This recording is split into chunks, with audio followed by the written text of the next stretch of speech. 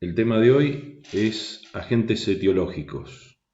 Recordemos que para patología debía haber dos cosas fundamentales, que era la célula normal o el tejido normal, dependiendo el nivel donde podamos analizar el nivel de organización de la materia, donde analizamos los cambios, tanto morfológicos como pueden ser bioquímicos. Y el otro factor son los agentes etiológicos. Más allá de que en patología lo importante es conocer quién causó el daño, eh, para el curso o para el desarrollo de la cursada de patología general, lo más importante es poder determinar las características macroscópicas y microscópicas de las alteraciones y no tanto el agente etiológico. ¿Por qué digo esto? Porque durante la carrera, es decir, en los siguientes años de la carrera van a haber muchos agentes etiológicos, o específicamente los agentes etiológicos, como los parásitos en parasitología, las bacterias en bacteriología y los virus en virología. Ahí van a ver las características de cada uno de los agentes etiológicos. Por eso nosotros no vamos a hacer mucho hincapié en los agentes etiológicos. Sí, en algunos agentes etiológicos que consideramos importantes, ahí vamos a detenernos un poco, pero a medida que vamos viendo las alteraciones.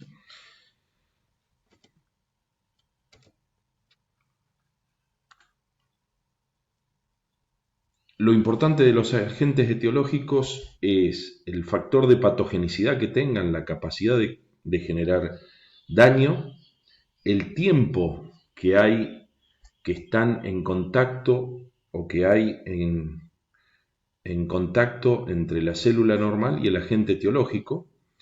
También va a depender mucho cuánto daño produzca un agente etiológico del estado celular en que esa célula o ese tejido o ese organismo se encuentra, y como esto está dentro de un organismo, tenemos que considerar el estado de las defensas de ese organismo, que es muy importante a la hora de interactuar con un agente etiológico. Es decir, un agente etiológico leve puede causar mucho daño si las defensas del organismo están disminuidas por otra causa.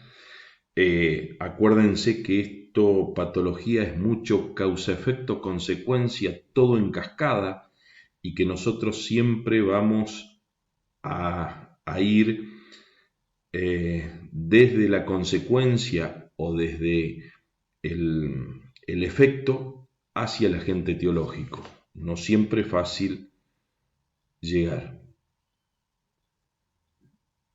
Lo importante de los agentes etiológicos es la clasificación. La clasificación básica son los agentes etiológicos intrínsecos, los agentes etiológicos propios del animal y son factores predisponentes. Todos estos son factores predisponentes. La raza, la edad, el sexo, la idiosincrasia, las hormonas, los factores hereditarios y los factores neuronogénicos.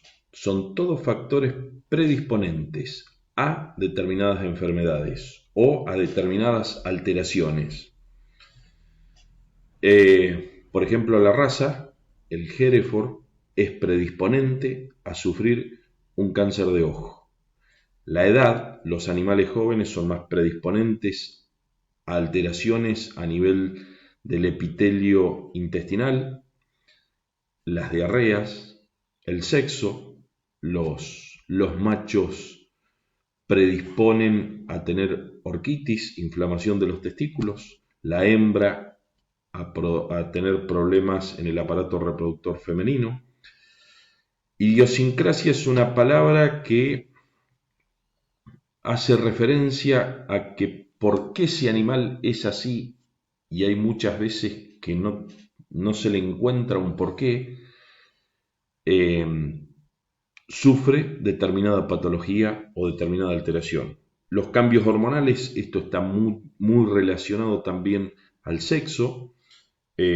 alteraciones hormonales en determinado sexo harán predisponer de determinados cambios. Los hereditarios, esto está relacionado a la raza, pero no es, digamos, dentro de la raza, líneas genéticas que predisponen a determinadas enfermedades o alteraciones. Y neuronogénicos hace referencia a cambios que tienen que ver con, o alteraciones, predisposición de las alteraciones con cambios en los desarrollos, sobre todo en el desarrollo eh, intrauterino. Hay cambios neuronogénicos en el desarrollo del sistema nervioso que después predisponen a determinadas alteraciones. Y los otros agentes etiológicos son los extrínsecos, son los ajenos al animal, están en el medio ambiente y son desencadenantes. Estos son, a diferencia de los intrínsecos que son predisponentes, los extrínsecos son desencadenantes. Es decir, una vez que actúan, se desencadenan los sucesos que terminan en la alteración. Dentro de los extrínsecos tenemos los no viables y los viables. Dentro de los no viables, los físicos, químicos, nutricionales e inmunológicos. Dentro de los nutricionales tenemos los excesos y las deficiencias nutricionales. Esto lo van a ver bien en nutrición animal. Los inmunológicos, los excesos o las deficiencias inmunológicas, los excesos inmunológicos a veces son respuestas exacerbadas desde el punto de vista inmunológico, como las enfermedades autoinmunes, y las deficiencias inmunológicas que hacen que el organismo no tenga las defensas necesarias para protegerse. Dentro de los físicos tenemos los mecánicos, eléctricos, la temperatura y las radiaciones. Dentro de los mecánicos son todo fuerzas sobre un cuerpo, la contusión. Esto puede ser un ejemplo de contusión. A veces las contusiones generalmente no suelen tener una herida, acá no se observa bien, suele no estar roto, en la contusión en realidad no está roto el tejido superficial y sí los subyacentes, donde hay alteraciones en los vasos de los tejidos subyacentes. La abrasión o erosión, acá hay pérdida del tejido. Las heridas una herida incisa o una herida punzante, como por ejemplo lo que estamos viendo en la foto. Ahí a veces hay mezcla de los tipos de lesiones, la laceración o el desgarro, es decir, la destrucción del tejido. Acá hay ruptura del tejido superficial y ruptura de los tejidos profundos. La compresión. Acá estaríamos viendo cómo es el tratamiento de una posible lesión a nivel de médula por compresión de médula. Fíjense, yo les decía que no había signos patognomónicos. Esto no es característico. Esto puede haber una compresión de médula por distintas causas. Entonces, la compresión medular acá puede haber sido un traumatismo, puede ser una fractura. Pero bueno, la idea era mostrar que esto puede desencadenar una compresión medular. La explosión de los tejidos, cuando hay una herida, por ejemplo, con arma de fuego, que explotan los tejidos, no hay mucho. Los fenómenos eléctricos, tenemos el directo flujo eléctrico cardíaco, es decir, una descarga eléctrica sobre el corazón, y los indirectos, como por ejemplo las quemaduras. Después de un golpe, un shock eléctrico sobre un tejido, hay quemaduras. Las temperaturas, los excesos de temperatura, es decir, el calor, los extremos, el calor y el frío, las quemaduras, esto en la pampa Esto es consecuencia, las lesiones, las alteraciones que hay en estos animales es consecuencia de el fuego, la congelación, sobre todo en lugares extremos, puede haber lesiones, alteraciones de los tejidos. Dentro de los eh, físicos tenemos, dentro de los agentes etiológicos no viables tenemos los químicos, las toxinas biológicas, la toxicidad farmacológica y los contaminantes ambientales. Las toxinas biológicas son básicamente los venenos de las arañas, de himenópteros que son las abejas o las avispas, los venenos de las serpientes, las toxinas biológicas, toxinas bacterianas, las endotoxinas y las exotoxinas. Estos son mecanismos de acción de las bacterias. Las toxinas de los hongos, las micotoxinas, las toxinas vegetales, los tóxicos que tienen los alimentos, los vegetales, alcaloides, glucósidos, que generalmente producen alteraciones en determinado momento fisiológico de la planta.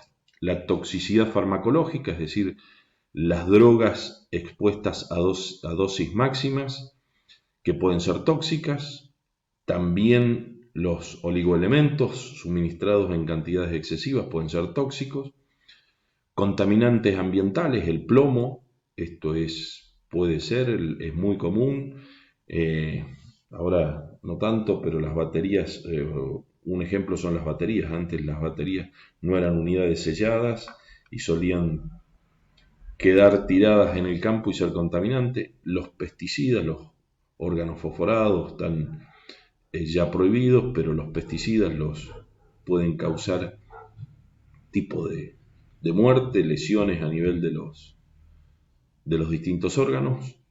La estricnina, también